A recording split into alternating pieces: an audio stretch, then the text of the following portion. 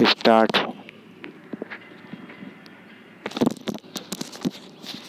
Ads क्या है? एक ह्यूमन इम्यूनो डिफिशिएंसी वायरस है। ठीक है, ये कब होती है? जब आपकी सेल मेडिएटेड इम्यूनिटी है वो डिस्ट्रॉय होना शुरू हो जाती है। सेल मेडिएटेड इम्यूनिटी क्या होती है? मतलब इसमें क्या होता है, आपकी एंटीबॉडी का कोई रोल नहीं होता है। इसमें आपकी मैक्रोफेजेज और एनके सेल जो हैं आपकी मतलब एक्टिवेट हो जाती हैं। मैक्रोफेज क्या है?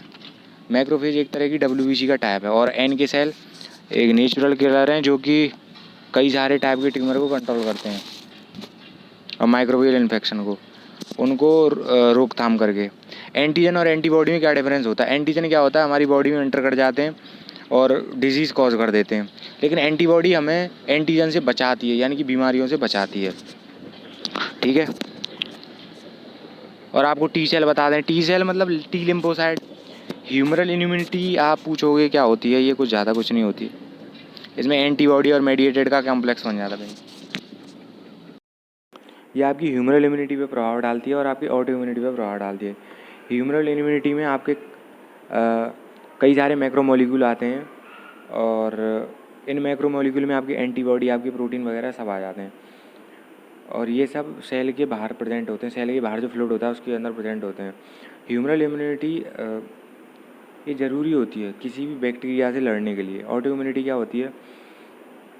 ऑटो इम्यूनिटी इस कंडीशन में क्या होता है, हमारा जो इम्यून सिस्टम है अपने ही ऑर्गन को बाई मिस्टेकन डैमेज करने लग जाता है, अपने ही ऑर्गन और टिश्यू को। तो इन सब चीज़ों पर प्रभाव पड़ता है इस बीमारी का। HIV एक रेट्रोवायरस है। HIV जो वायरस है वो रेट्रोवायरस है। रेट्रोवायरस एक ऐसा वायरस होता है जो कि RNA का यूज़ करता है। ठीक है, RNA का यूज़ करता है। तो रेट्रोवायरस क्या करता है? ये वायरस क्या करतेगा, जो रेट्रोवायरल RNA है उसको DNA में कन्वर्ट कर देगा। ठीक है, फिर ये DNA क्या करेगा, जो आपकी मुख्य सेल है उसमें जाके ये चला जाएगा। फिर वहाँ से आपके जो HIV वायरस के जो सेल हैं वो बनना शुरू हो जाएंगे। जीनोम में हम ऑर्गेनिम के DNA के बारे में, उसके स्ट्रक्चर के बारे में स्टडी करते हैं,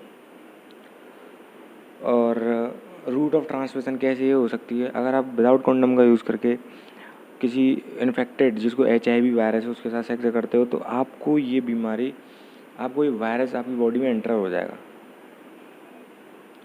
अगर किसी मैन को है तो उसके एनस से, और अगर किसी महिला को है तो उसकी वैगिना के फ्लूइड से, उसकी वैगिना के फ्लूइड से वो ट्रांसफ़र हो जाएगा।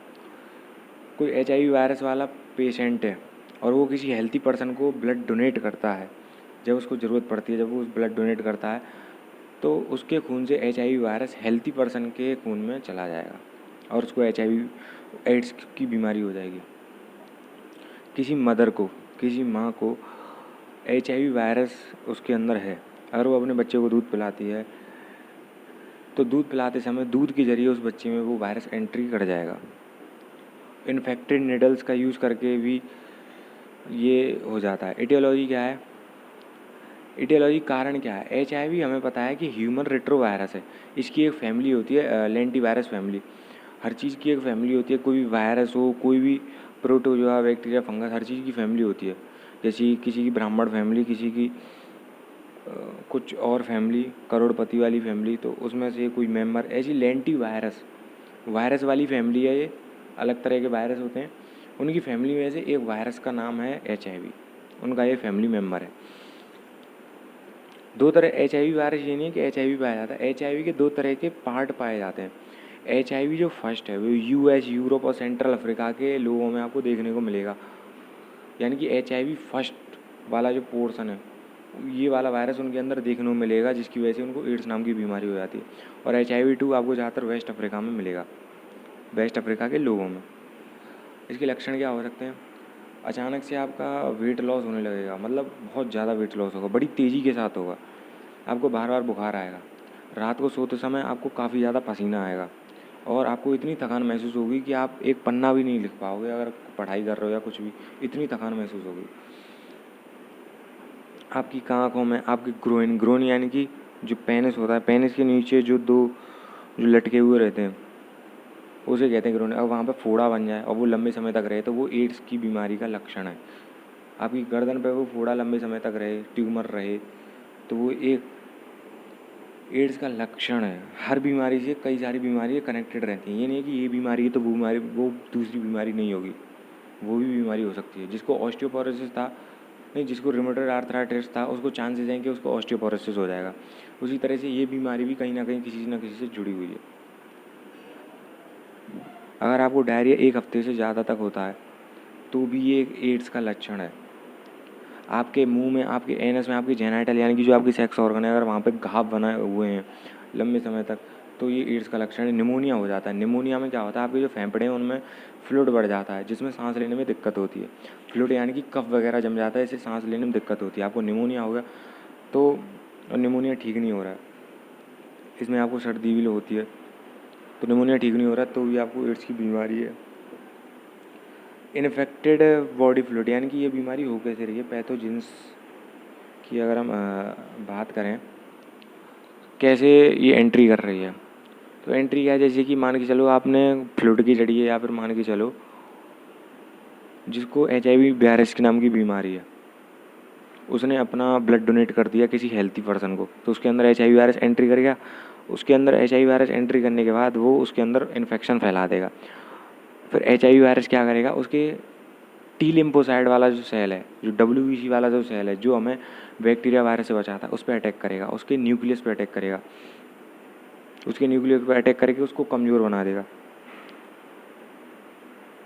जिसकी वजह से HIV अपने ही जैसे वायरस को जनरेट करेंगे, अपने ही जैसे और वायरस बनाते चले जाएंगे।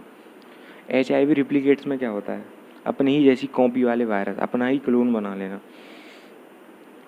HIV वायरस क्या करता है, CD4 इम्यून सेल का यूज़ करके अपनी ही कॉपी बना लेता है। CD4 सेल को इन्फेक्ट कर देगा और नई कॉपी बनाना शुरू कर देगा अपने ही वायरस, जिसकी वजह से क्या होगा, वायरस बढ़ता चला जाएगा, आपकी वायरस बढ़ता चला जाएगा और आपका जो लिम्फोसाइड है वो डिस्ट्रॉय होना शुरू हो जाएगा। लिम्फोसाइड जो कि आपकी WBC सेल का टाइप है, इसके डिस्ट्रॉय होने से आपकी हेल्पर T सेल निकलेंगी, जो आपके इम्यून सिस्टम है उसकी वर्किंग को कम कर देंगे। वो कम काम करने लगेगा, वो रोगों से लड़ने में असक्षम हो जाएगा, उसकी क्षमता ख़त्म हो जाएगी। जिसकी वजह से अगर ये सारी प्रॉब्लम एक साथ आती हैं, आपको बुखार है, आपको थकान होने लगे, आपका वेट लॉस होने लगे, आपको TB हो जाए, सारी बीमारियां एक साथ होने लगें, तो ये सारी बीमारी एक साथ मिलके एक नई बीमारी का जन्म देती हैं,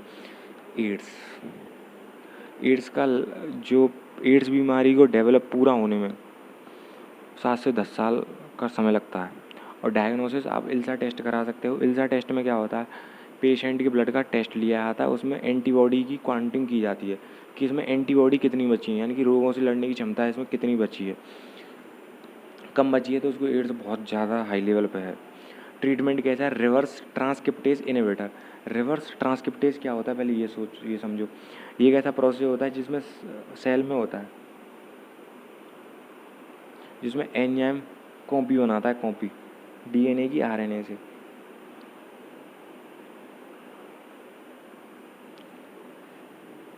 ठीक है, जिसमें वायरस कॉपी बनाते, अपने ऐसे वायरस को जनरेट करने लगता है, तो वो वायरस अपने ही जैसे क्लोन ना बनाए, अपने ही जैसी ग्रोथ ना करे, उसको ये रोक देते हैं जिडोविडाइन और लेम्बोविडाइन। प्रोटीएज इनहिबिटर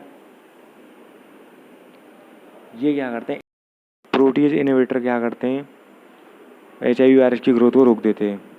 इंडेनवेयर और रिटोनेवेयर वैक्सीन लगवा सकते हो। एंट्री ब्लॉकर का यूज़ कर सकते हो आप। एंट्री ब्लॉकर क्या करते हैं, उस वायरस की एंट्री को ही रोक देते हैं। तो एंट्री ब्लॉकर की ड्रग हैं आपकी एनफोरिट्राइड और मार्कोवेक्रेक। ठीक है, तो I hope so you understand it.